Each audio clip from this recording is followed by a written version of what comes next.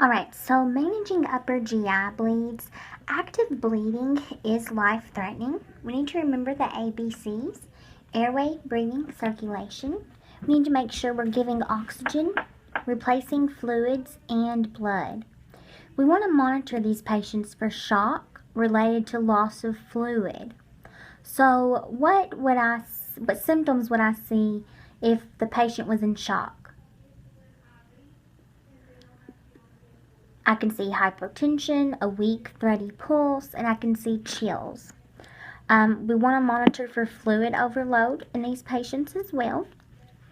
Now, NG tube placement and endoscope therapy are typically done for these patients. It's important to remind these patients that they should be NPO for 4 to 6 hours prior to the EGD. Keeping acid levels down helps to prevent a recurrence of an ulcer. Surgical management, we have two types. We have minimally invasive, and then we have a conventional open surgery for peptic ulcer disease. Now, self-management education is very important. These patients need to avoid recurrence of a peptic ulcer. They need to recognize abdominal pain, nausea, vomiting, black tarry stools, and weakness is associated with their peptic ulcer. Now, if a patient has had surgery, they should avoid NSAIDs. With gastric cancer, adenocarcinomas are the most common. Usually begins in the glands. Gastritis and metaplasia are precancerous disorders. Lymphoid tissue begins to develop in the alkaline area where bacteria multiply. Cancer in the stomach spreads through the stomach wall and into the lymph system, where tumor cells are carried to the lymph nodes and adjacent organs are invaded. There's a 5-year survival rate for gastric cancer for individuals with gastric cancer because symptoms are obsolete in the early stages.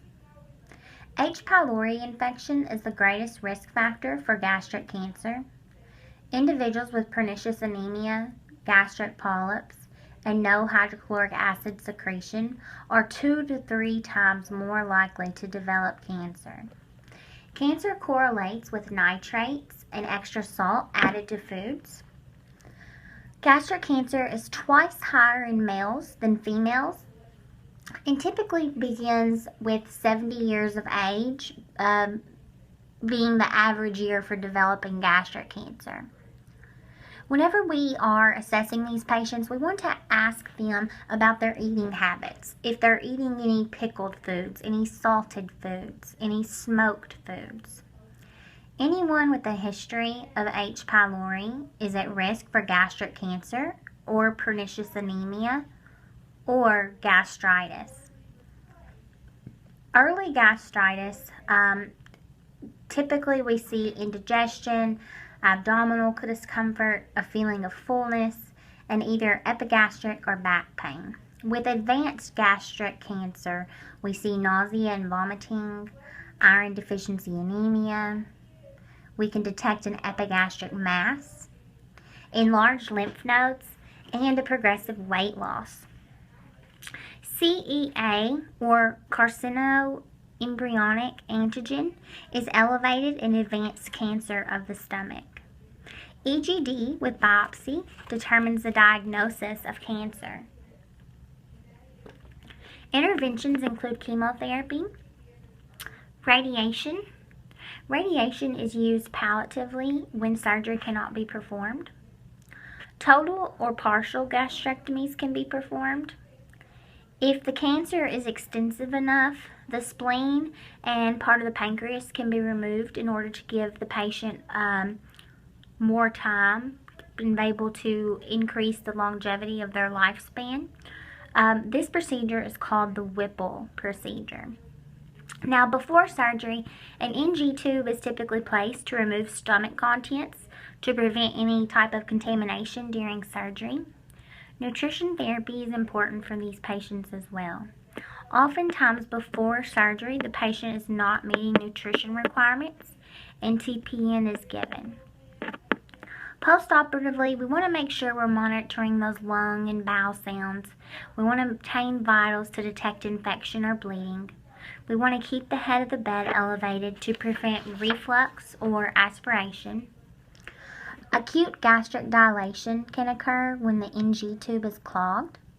The patient typically presents with hypotension, tachycardia, hiccups, pain, and a feeling of fullness. Now, irrigation or replacement by a physician's order can alleviate the manifestations, but it has to be ordered. Dumping syndrome can occur when the food empties into the small intestine and can cause abdominal distension. It occurs within 30 minutes of eating and manifests as tachycardia, pallor, sweating, and vertigo. Late dumping syndrome occurs 90 minutes to 3 hours after eating and is caused by carbohydrates rapidly increasing the glucose amount, and that causes an increased amount of insulin to be released. Dizziness, lightheadedness, and palpitations are common. On table 55.3 on page 1141, there's a diet for dumping syndrome, and if you'll just read over that.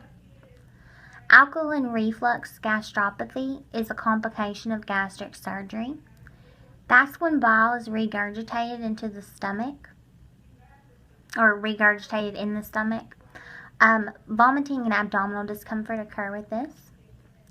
Delayed gastric emptying can occur, and that typically will resolve within a week. Edema or scar tissue is what causes the obstructions.